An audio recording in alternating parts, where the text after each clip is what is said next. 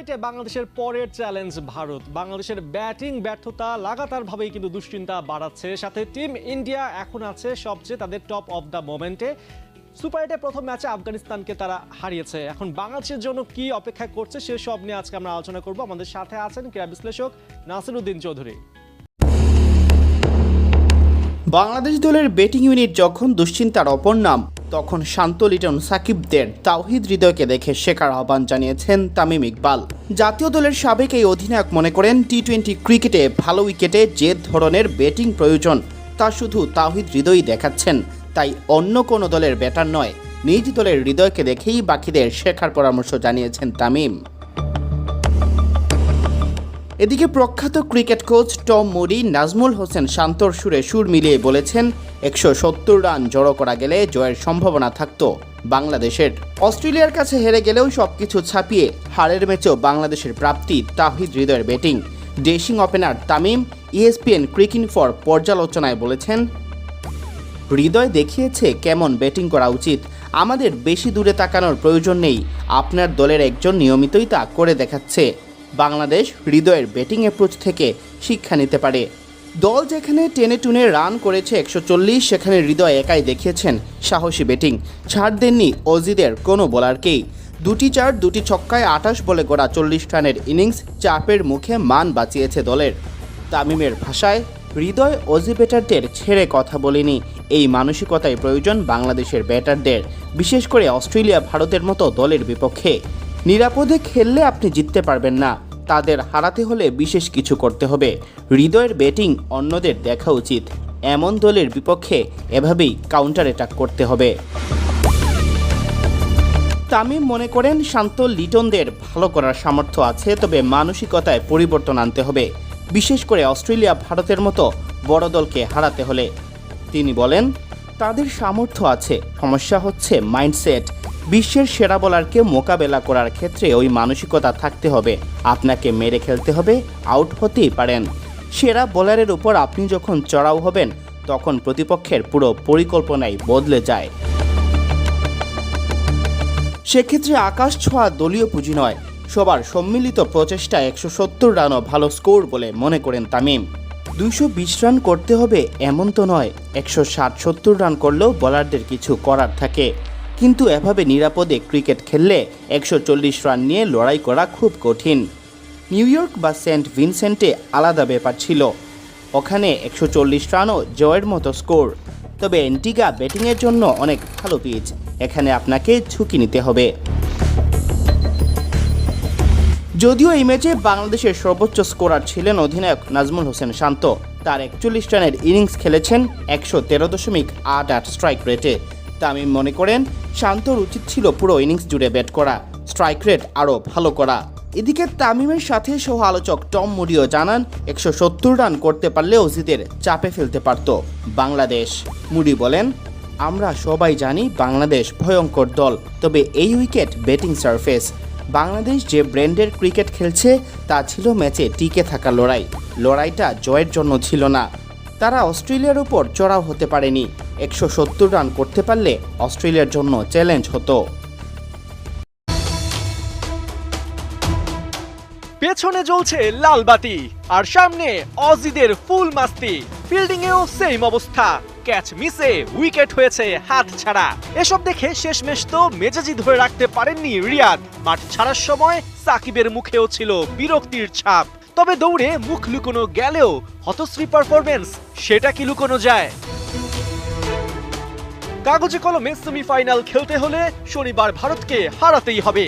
কাজটা কঠিন, তবে অসম্ভব না। গেল বিশ্বকাপে অ্যাডিলেডের এই ছবি প্রমাণ। কি দারুণ 50-তে ম্যাচটা হাতের তালুতে পুড়ছিলেন লিটন, কিন্তু বৃষ্টিতে মোমেন্টামের সাথে সেবার ম্যাচটাও ফসকে যায়। এই ছবিতে অনুপ্রেরণা যেমন আছে, আক্ষেপ তার চেয়ে বেশি। লিটন দাস, আহা কি ছিলেন, কি হয়ে গেলেন। বিশ্বকাপে এবার 5 ম্যাচে টোটাল 72 রান, এভারেজ 14, ওপেনিংয়ে নেমে ব্যাট চালাচ্ছেন 80 স্ট্রাইক রেটে। স্বস্তির খবর, লিটনের চেয়ে খুব একটা ভালো নেই রোহিত এবং কোহলি। 4 ম্যাচে রোহিতের টোটাল 76 আর কোহলির 29। লিটন তানজিদের সাথে এদের তুলনা না হলেও অ্যান্টিগায় রোহিত আর কোহলির অফ ফর্ম কাজে লাগাতে না পারলে বাংলাদেশের জন্য ম্যাচ জেতা দূর, ফাইট করাও হবে টাফ। মিডল অর্ডারে তাওহিদ হৃদয় যদি হন বাংলাদেশের সম্পদ, তবে ভারতের আছে ঋষভ পান্থ আর সূর্যা কুমার যাদব। কার অ্যাক্সিডেন্টের পর 18 মাস বাদে জাতীয় দলে ফিরে ঋষভ এক কথায় ছড়ি ঘোরাচ্ছেন। বিশ্বকাপ প্রস্তুতি ম্যাচেও বাংলাদেশের বিপক্ষে 50 তুলে নিয়েছিলেন এই ব্যাটার। অন্যদিকে সূর্যা কুমার টি-20 ইতিহাসে স্ট্রাইক রেটে ঝড় তুলেছেন। ফুল মেম্বার কান্ট্রিগুলোর মধ্যে ফিল সল্টের পরেই তার স্ট্রাইক রেট 168.51। এবারের আসরে 2টা 50 এরই মধ্যে পকেটে পুড়েছেন, আর অ্যান্টিগার উইকেট তো সূর্যার জন্য সোনায় সোহাগা। বোলিংয়ে দুই দলের স্পটলাইটে মোস্তাফিজ আর বুমরাহ। বিশ্বকাপে এখন পর্যন্ত মোস্তাফিজের 5 ম্যাচে 7 উইকেট আর বুমরাহর 4 ম্যাচে সংখ্যাটা 8। আইপিএলে মোস্তাফিজের নতুনভাবে কামব্যাক যেমন বাংলাদেশের জন্য প্লাস পয়েন্ট, তেমনি বুমরাহর কারেন্ট ফর্ম টাইগার টপ অর্ডারের জন্য চ্যালেঞ্জিং। স্পিনে রিশাদ আর শেখ মেহেদীর কাউন্টার পার্ট কুলদীপ যাদব ও অক্ষর প্যাটেল। রিশাদের লেগ স্পিন নাকি চায়নাম্যান কুলদীপের ভেলকি, দিন শেষে দুজনের ইম্প্যাক্ট ঠিক করে দেবে কোন দিকে যাবে ম্যাচের গতি প্রকৃতি। অ্যান্টিগায় অস্ট্রেলিয়া ম্যাচের পর সংবাদ সম্মেলনে শান্ত জানিয়েছেন এই উইকেটে 160 থেকে 70 হতো ফাইটিং স্কোর, কিন্তু ভারতের যে ব্যাটিং লাইন আপ সেখানে লক্ষ্যটা নিঃসন্দেহে আরও বাড়াতে হবে। বাংলাদেশ ভারতের লড়াই টি-20 বিশ্বকাপে, এবং মোটামুটি গ্লোবালি একটা বিশাল আলোচনা হচ্ছে। যারা সম্প্রচারকারী মাধ্যম তারাও ভারত অনেকে গিয়ে বাংলাদেশের ক্রিকেটে কোনো কিছু হয় না টাইপের অনেক ধরনের বক্তব্য দিচ্ছেন। এবং বাংলাদেশের ক্রিকেট নিয়ে ভারতীয় সাবেকদের মাথা ব্যথার জায়গাটা এত বেশি ছিল যে বাংলাদেশের সর্বকালের সবচেয়ে বড় সুপারস্টার, মেগাস্টার, পোস্টার বয় বাংলাদেশের ক্রিকেটের সাকিব আল হাসানের অবসরকে কেন্দ্র করে বা অবসর নেওয়া উচিত কি না এই সংক্রান্ত আমরা বিভিন্ন বক্তব্য মন্তব্য আমরা দেখেছিলাম। বীরেন্দ্র সেহবাগ সেই কথাটা তিনি বলেছিলেন, যদিও সাকিবের তুলনায় সেহবাগ যে অনেক বড় কন্ট্রিবিউশন তার দেশের ক্রিকেটে রেখেছেন সেটা বলার সুযোগ নেই। বাংলাদেশের ক্রিকেটের সকল বড় অর্জনের সাথে বাংলাদেশ তো ক্রিকেটীয় ভাবে খুব উচ্চবিত্ত কোনো দেশ না, কোনো উচ্চবিত্ত ক্রিকেট বোর্ড বিসিবি না, হয়তো টাকা পয়সা রয়েছে কিন্তু ক্রিকেটীয় অর্জনের জায়গার কথা আমি বলছি। সেই জায়গায় সাকিব যেভাবে রোল প্লে করেছে, নানা সময় বাংলাদেশের ক্রিকেটকে উচ্চকিত করেছে, বাংলাদেশের ক্রিকেটকে গ্লোরিয়াস করেছে ওয়ার্ল্ড ওয়াইড। বীরেন্দ্র সেহবাগ আসলে সেরকম কোনো কিছু যদি করে থাকতেন বা এর ধারে কাছে যেতেন তার মুখে এরকম কথা মানাতো। সাকিব আল হাসানকে অবসর নিয়ে নেওয়া উচিত, তার আত্মসম্মান বোধ থাকা উচিত, অনেক ধরনের বক্তব্য দেওয়ার পরের ইনিংসে সাকিব আল হাসান আসলে কি বলবো, পরের ম্যাচই in fact man of the match হয়েছেন। নেদারল্যান্ডসের বিপক্ষে বাংলাদেশ যে ম্যাচটা খেলেছিল 64 রান করেছেন, এবং সাকিব আল হাসান বল হাতেও মোটামুটি ফর্মে ফেরার একটা চেষ্টায় রয়েছেন। বিষয় যেটা সেটা হচ্ছে বীরেন্দ্র সেহবাগ কি বাংলাদেশ এবং ভারতের ম্যাচটা দেখবেন। দ্বিতীয় বিষয় যেটা আমার কাছে এই ব্যাপারগুলো ক্লিক করছে, বীরেন্দ্র সেহবাগ কি বাংলাদেশ ভারত ম্যাচ নিয়ে যখন যখন তিনি এই ব্যাপারে কথা বলছেন বা ভাবছেন ইন্ডিয়ার সাথে একটা দলের খেলা, নিশ্চয়ই বীরেন্দ্র সেহবাগের মতো বিশাল বোদ্ধা যারা তারা তো চিন্তা ভাবনা করবেনই যে আসলে বাংলাদেশের কোন অ্যাটাকটা, বাংলাদেশের শক্তিমত্তার জায়গা, বাংলাদেশের দুর্বলতার জায়গা, ভারতের এগিয়ে থাকার জায়গাগুলো কোথায়, খুব স্বাভাবিকভাবে যারা ক্রিকেট নিয়ে কাজ করেন এগুলো আসবে। বীরেন্দ্র সেহবাগের কি একবারও মনে হচ্ছে যে সাকিব আল হাসান এই ম্যাচে টিম ইন্ডিয়ার জন্য থ্রেট হতে পারে? এই দুইটা প্রশ্নের উত্তর খোঁজার চেষ্টায় আমি। প্রথম কথা যেটা, যে বীরেন্দ্র সেহবাগ আমার কাছে মনে হয় যে যিনি সাকিব আল হাসানের লজ্জা পাওয়া নিয়ে প্রশ্ন তুলেছেন তিনি এই মুহূর্তে যথেষ্ট লজ্জিত। তার যদি ব্যক্তিত্ব থাকে, সাকিব আল হাসানের ব্যক্তিত্ব নিয়ে যে প্রশ্ন তুলেছেন তার লজ্জা পাওয়া উচিত, তার লজ্জিত হওয়া উচিত।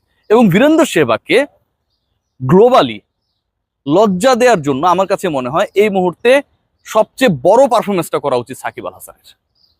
সাকিবকে নিয়ে দেখেন অনেক বিতর্ক আলোচনা হয়, আমি সাকিবকে নিয়ে অনেক ধরনের তিক্ত কন্টেন্ট তৈরি করি, সাকিব আল হাসানের অনেক অ্যাক্টিভিটি নিয়ে অনেক প্রশ্ন রয়েছে, বিতর্ক রয়েছে, সেগুলোকে স্বীকার করি। কিন্তু একজন cricketer Shakib Al Hasan is a different character. Cricketer Shakib Al হাসানের নিবেদন নিয়ে, ক্রিকেটার সাকিব আল হাসান বাংলাদেশের হয়ে কতদিন সার্ভ করবে করবে না এই ইস্যুতে যদি অন্য কারো মাথা ব্যথাটা বাংলাদেশের মানুষের থেকে, বাংলাদেশ ক্রিকেট বোর্ড থেকে বা সংশ্লিষ্ট সেই ক্রিকেটারের থেকে বেশি হয়ে ওঠে, এবং তিনি মোটামুটি একটা ফর্মুলা দিয়ে দিলেন যে